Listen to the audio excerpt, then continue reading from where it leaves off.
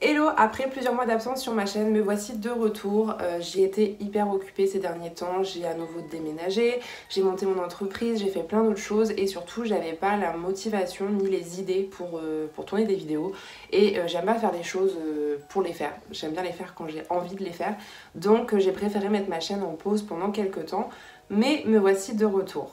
En plus de ça, on arrive au mois d'octobre, donc le mois d'Halloween, donc je trouvais que c'était le bon moment pour reprendre ma chaîne et j'ai vraiment envie de reprendre les vidéos régulièrement. D'ailleurs, j'ai déjà plusieurs idées pour les prochaines que je pense tourner là à la suite de façon à en avoir d'avance. Bref, j'arrête mon blabla inutile qui n'intéresse personne et on commence tout de suite avec la vidéo du jour.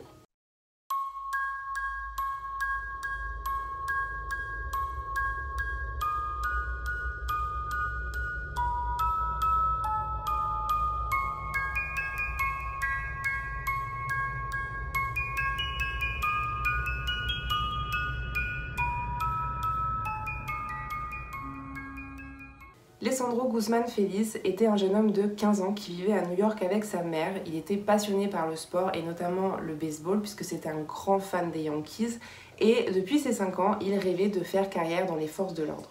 Il avait d'ailleurs rejoint un programme créé spécialement par le département de police de New York qui s'adressait aux jeunes qui voulaient justement faire carrière dans ce type de métier.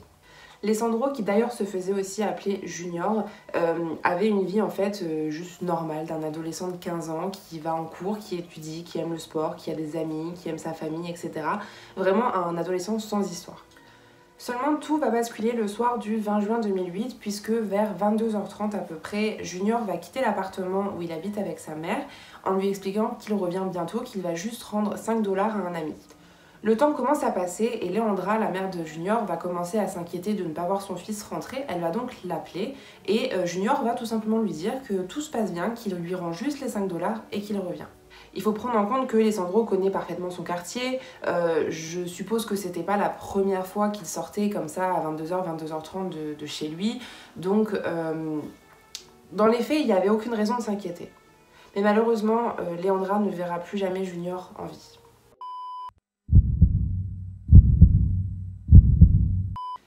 Alors qu'il devait simplement rencontrer un de ses amis à qui il devait une petite somme d'argent, il va se rendre compte qu'il est suivi par 4 véhicules suspects. Son premier réflexe va être de prendre la fuite, de se mettre à courir le plus vite possible et il va bien se rendre compte qu'effectivement il n'a pas halluciné et que ces voitures sont bien à ses trousses. Instinctivement, il va chercher à se mettre à l'abri, il va donc trouver refuge dans une petite supérette de quartier. En voyant son comportement sur ces images, on se rend compte qu'il a vraiment compris, qu'il a pris conscience qu'il était en danger de mort, qu'il était pris pour cible et qu'il fallait à tout prix qu'il se cache. Personnellement, quand j'ai vu ces images, j'ai vraiment eu l'impression qu'il était guidé par son instinct de survie, qu'il n'y avait absolument plus rien de réfléchi dans son comportement, tout simplement comme s'il savait ce qui allait se passer par la suite. Et effectivement, quelques minutes seulement après que Junior ait trouvé refuge dans la supérette, les individus qui l'avaient pris en chasse vont le repérer et vont à leur tour entrer dans le magasin. À partir de là, il y a une espèce de confusion totale qui s'installe dans la boutique, pour le gérant surtout, puisque il a quand même des clients qui sont là en train d'acheter des choses chez lui.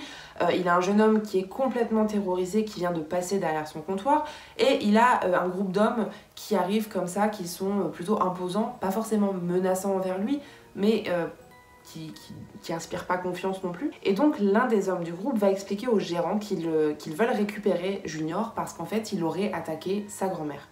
Tout ça se passe vraiment extrêmement rapidement puisque Alessandro n'a pas le temps d'expliquer au gérant ce qui est en train de se passer.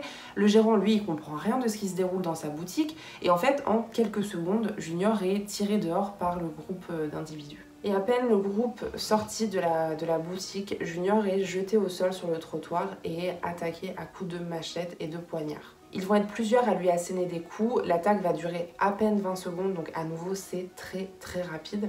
Toute cette scène a été filmée par les caméras de surveillance de la rue.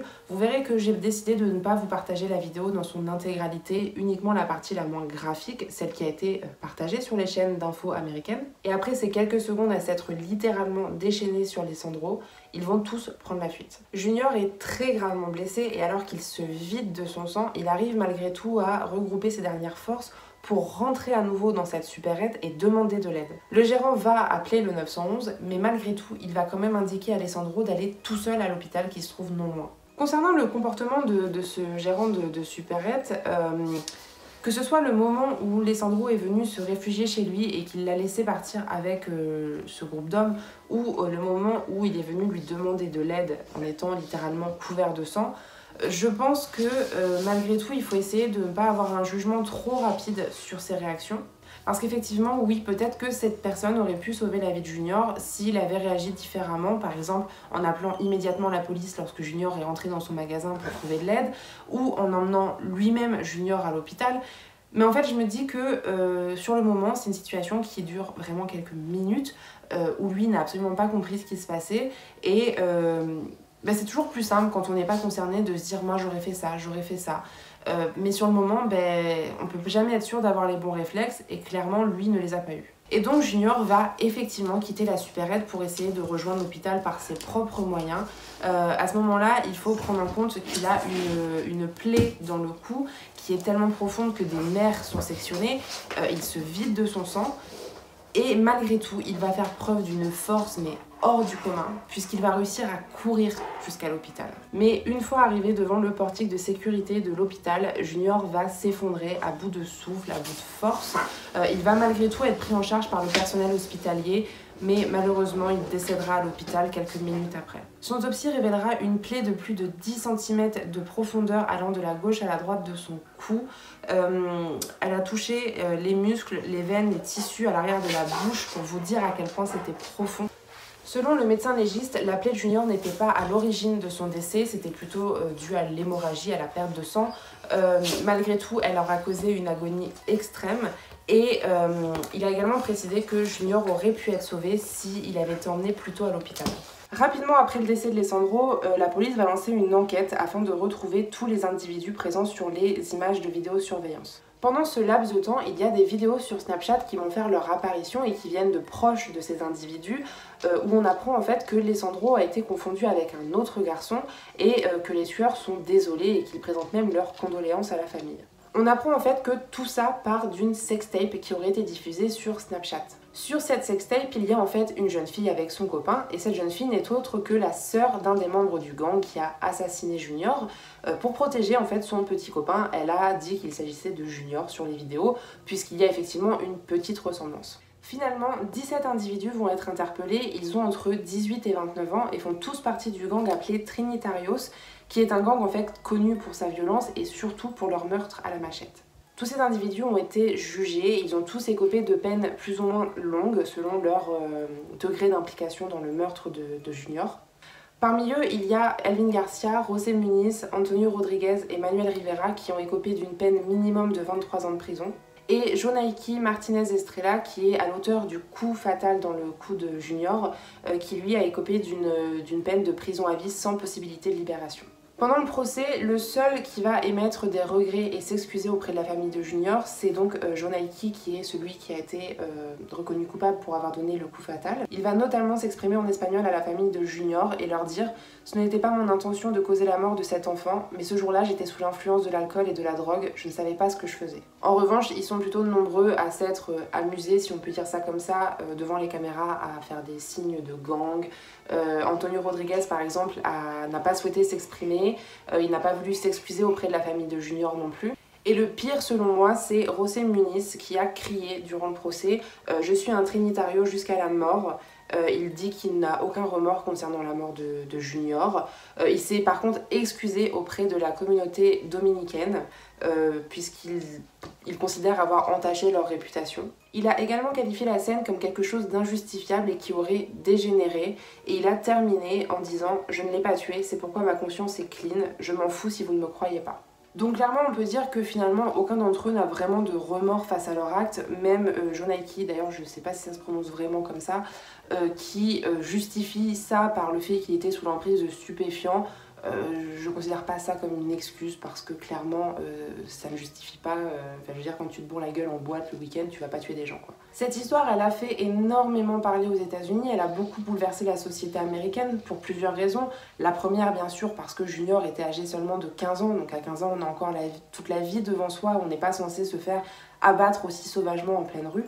Elle a également ramené le débat sur la question des gangs aux États-Unis, puisque on le sait, il y a énormément de quartiers américains dans lesquels les gangs font la loi, où il n'y a pas un jour qui passe sans qu'il y ait des morts. Et puis il y a également le fait que du début à la fin, du moment où Junior se rend compte qu'il est suivi jusqu'au moment où il s'écroule devant l'hôpital, tout a été filmé. Donc pour la première fois, on va dire, la société américaine pouvait voir de ses propres yeux la violence de ces gangs.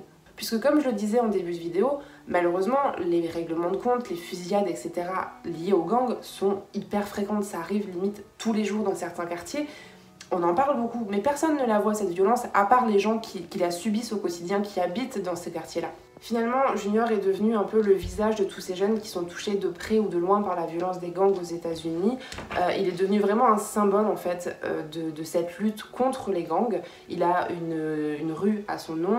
Au niveau de la supérette devant laquelle il a été tué, il y a une fresque qui a été dessinée à son effigie. Il y a plusieurs points aussi à New York où on peut retrouver des dessins, des tags de lui pour lui rendre hommage. Depuis le drame, Junior est surnommé l'ange du Bronx puisqu'il y a une histoire que je trouve très jolie d'ailleurs qui veut que lui qui voulait être policier et donc protéger et veiller sur sa communauté, sur ses concitoyens, aujourd'hui veille sur son quartier d'une façon différente. Et voilà, c'est tout pour l'histoire de Lisandro Guzman Feliz. J'espère que cette vidéo vous aura plu.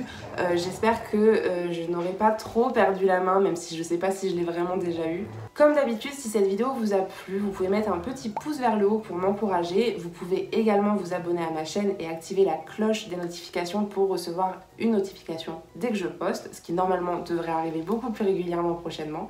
Moi je vous dis à bientôt pour de nouvelles vidéos encore plus creepy et en attendant je vous souhaite une très bonne nuit.